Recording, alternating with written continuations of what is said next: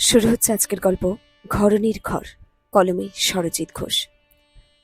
নিজের জীবনের গল্পটা বলার জন্য আজ কলম ধরলাম। বেশ কয়েকদিন ধরেই ভাবছিলাম গল্পটা লিখি। কদিন যা ব্যস্ত ছিলাম, সময় করে উঠতে পারছিলাম না। কেন ব্যস্ত ছিলাম সে কথা পরে বলছি। আমি আমি আলো। আলো নামটা রেখেছিল আমার ঠাকুমা।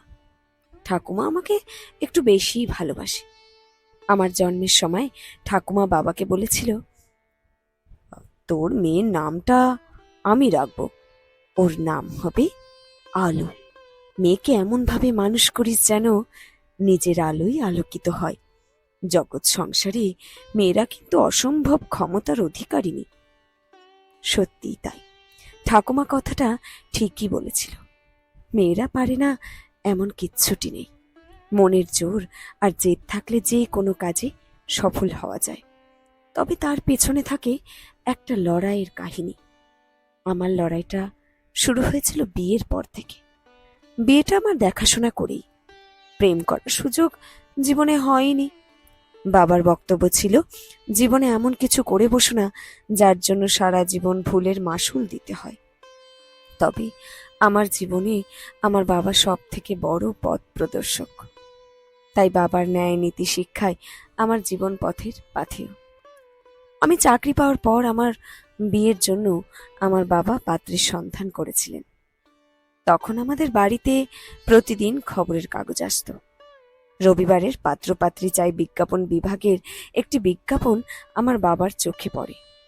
পাত্র সরকারি চাকুরে, শিক্ষিতা চাকরিরতা পাত্রী চাই। বিজ্ঞাপন দেখে বাবা যোগাযোগ করেন। যেহেতু চাকরিরতা মেয়ে চেয়েছে, বাবা ভাবলেন এমন পরিবারের সঙ্গে আত্মীয়তা করাই যেতে পারে। আমিও সবে প্রাইমারি স্কুলে শিক্ষকতার চাকরিটা পেয়েছি তখন। বাবা যোগাযোগ করতে ওনারা দেখতে এলেন। পছন্দও হয়ে গেল। পাত্রের মা বললেন, শুভ কাজে বিলম্ব করব না। বিয়েও হয়ে গেল কিছুদিনের মধ্যেই। বিয়ের পর শুরু হলো জীবনের আসল গল্প। অষ্টমঙ্গলা কাটিয়ে যখন শ্বশুরবাড়িতে এলাম, দেখি বাড়িতে এসে বসে আছেন উকিল মহাশয়। আমাকে শাশুড়িমা বললেন, তোমার জন্য বসে আছেন উকিল বাবু। একটু অবাক হলাম কথাটা শুনে। আমার জন্য মানে? ওই যে তোমার পদবি চেঞ্জ করতে হবে। আজ থেকে আলো সান্যালের পরিবর্তে তুমি হবে আলো দত্ত। সবে মাত্র শ্বশুরবাড়িতে মাত্র 10 দিন কাটিয়েছি, এর মধ্যেই এত কিছু? ঠিক মানতে পারছিলাম না। পিতৃ প্রদত্ত পদবিটাও মুছে ফেলতে হবে। এটা শুনে বললাম, এত তাড়াতাড়ি এসব কেন? মুখের ওপর কথা না বলে তাড়াতাড়ি সই করো ওখানে। সেই প্রথম কোনো কাজ নিজের ইচ্ছের বিরুদ্ধে করেছিলাম। হাজবেন্ডকে বলতে উনিও বললেন, এটাই নিয়ম। বিয়ের পর তো বাবার দেওয়া পদবি রাখার কোনো মানেই নেই। মানে নেই? মনে মনে ভীষণ কষ্ট পেয়েছিলাম সেদিন। আলো সান্যাল হয়ে গেল আলো দত্ত।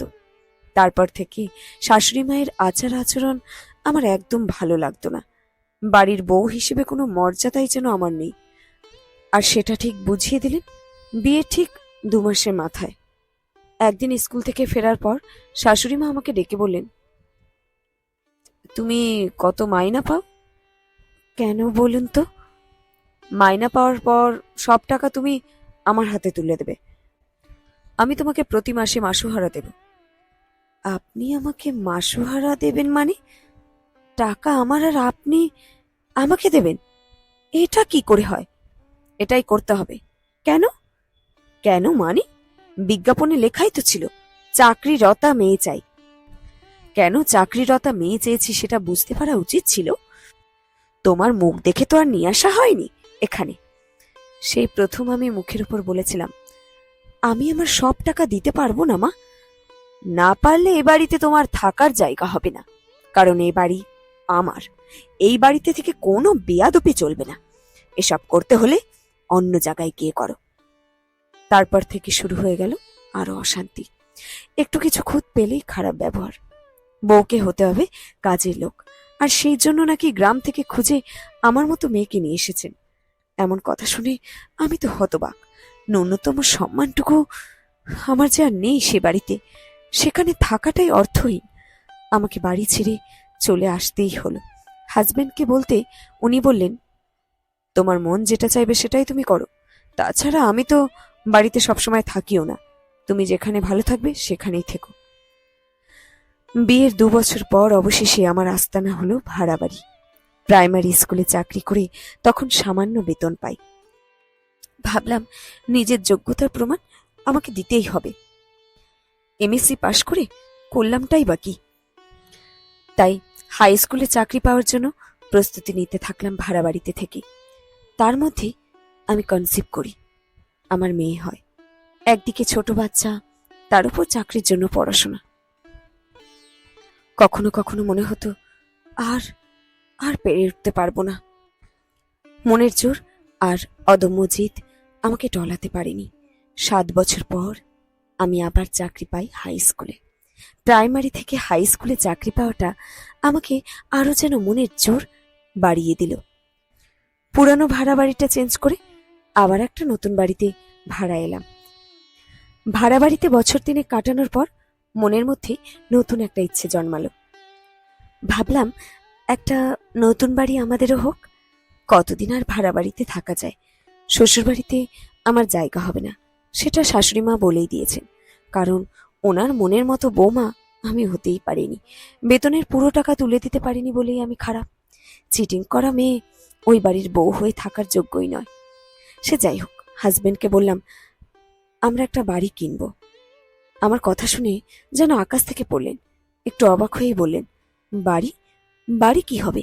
আমার বাড়ি তো আছে। সেদিন বুঝতে পারলাম অনেক বড় সত্যিটা। বিয়ের পর শাশুড়ি বলেছিলেন ওই বাড়িটা নাকি ওনার নিজের। এখন ওটাই আবার হাজবেন্ডের নিজের বাড়ি। তাহলে আমার বাড়ি? মনে মনে বললাম, ঠিকই তো, আমার বাড়ি নেই, থাকি তো ভাড়া বাড়িতেই। মাঝে মধ্যে বাড়িওয়ালাও বলে, ম্যাডাম আমার বাড়িটা একটা পরিষ্কার পরিচ্ছন্ন রাখবেন।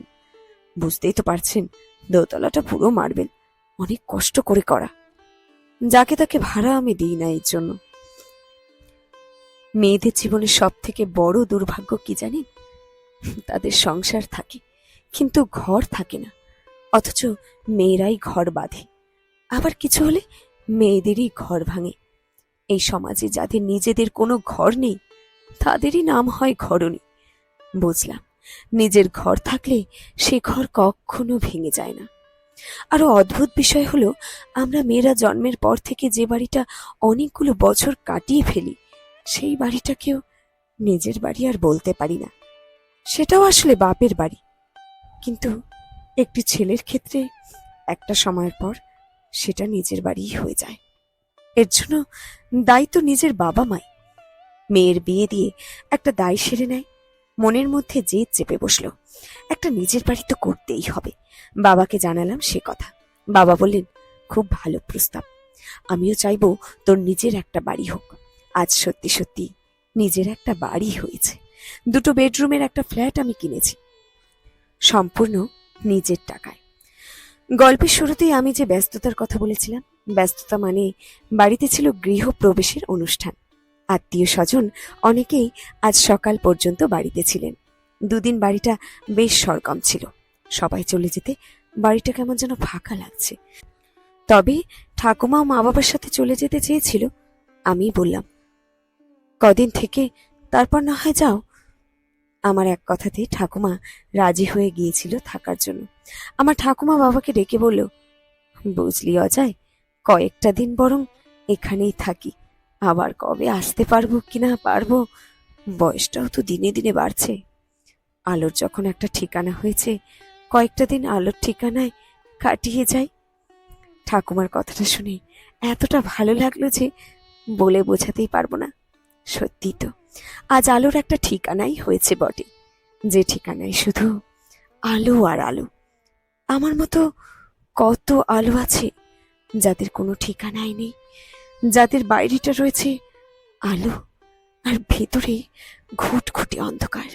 সেই অন্ধকারে যে কত আলো হারিয়ে গেছে তার হিসেব কে রাখে। আর মনে মনে প্রার্থনা করব, আমার মতো যত আলো আছে সব আলোর জীবনে যেন একটা করে ঠিকানা হোক। তার আগে দরকার আলোদের স্বাবলম্বী হয়ে ওঠা। আজকের গল্পটি ছিল সত্য ঘটনা অবলম্বনে কলমে সরজিৎ ঘোষ, গল্প ঘরণীর ঘর।